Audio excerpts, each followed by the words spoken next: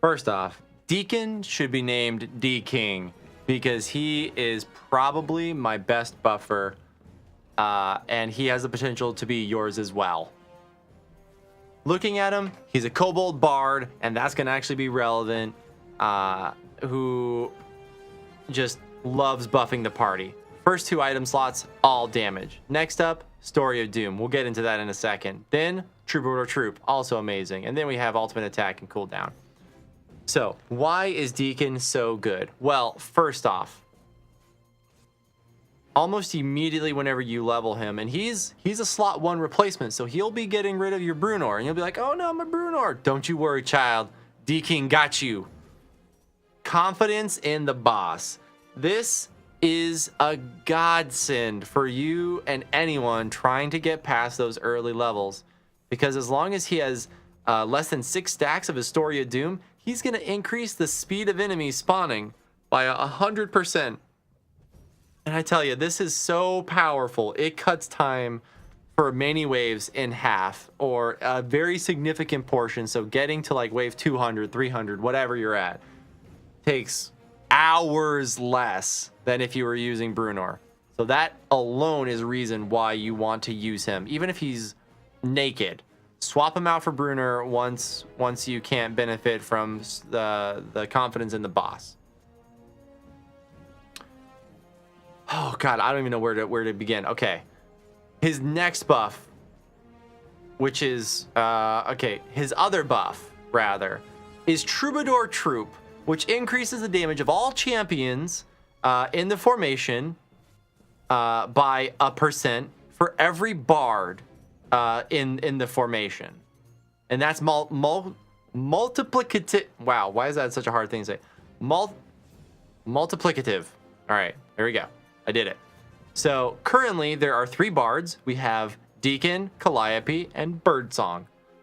If there's ever more, Deacon's gonna, again, just firmly place his spot as like, you're gonna want this person on slot 1 all the time. Because he just gives an absolute massive amount of buff from just Troubadour Troop alone. Like, I think this is more than a Shara ever does. Actually, yeah, let's just go with, yeah. Deacon is like S+ buff class. Next up, Story of Doom. This is the like variable type of situation. So when you're clearing your waves with 1 shot, like clicking or with your non-main damage supports, you don't want a lot of damage because, or you don't want even more damage because you're overkilling already. So that speed is what's important. But once you start to slow down, that's where this little variable act happens. And that's kind of the balance between whether it's like stop and go. There is like kind of an incremental stage of in between, like not quite at full power, but you're also not getting confidence in the boss. I'm not too worried about that because you can also just say, oh man, I need a lot of power. So you're going to pop his ult. He'll do a little song and then you'll have maximum Doom stacks for 30 seconds. Let's go back and see what his buff is. Hit 1.2 E07. Now granted, my Deacon is ridiculous, but that is an absolutely massive amount of damage to get from any one source on top of already having an E04 buff. That's when I saw Deacon, like, I want a little DLC crown because he is probably my #1 pick for both quality of life and damage. Like, I will never give up Deacon. Looking at his upgrades, you have some self-damage at the very beginning because he is slot 1, so you might need that little extra boost just to get to the other levels. And then you have the Story of Doom, again, going to help you get those clears, and it's variable stacks. You unlock confidence in the boss. And then his ultimate. His ultimate's a little finicky. Not ultimate, specialization. So his specialization, you have one of 2 options.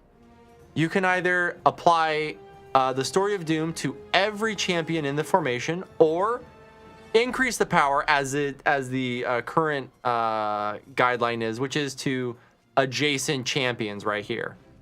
Now, the difference is if you pick the more, or like, the give me more power, it increases by that effect by 50%, which is pretty good, but it's not super great And in most cases, I pick the one that allows me to place him anywhere, and he just buffs everyone.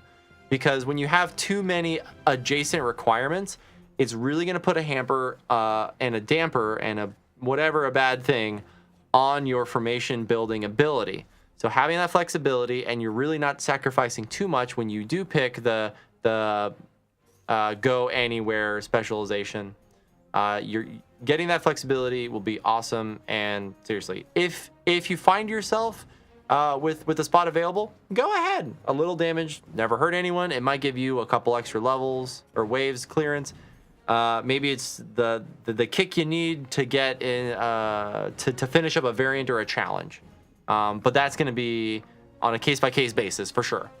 Looking through his buffs or through his upgrades, it's just incrementally less base value for the Doom stack, but it's still it's all good. Deekin for president, so good.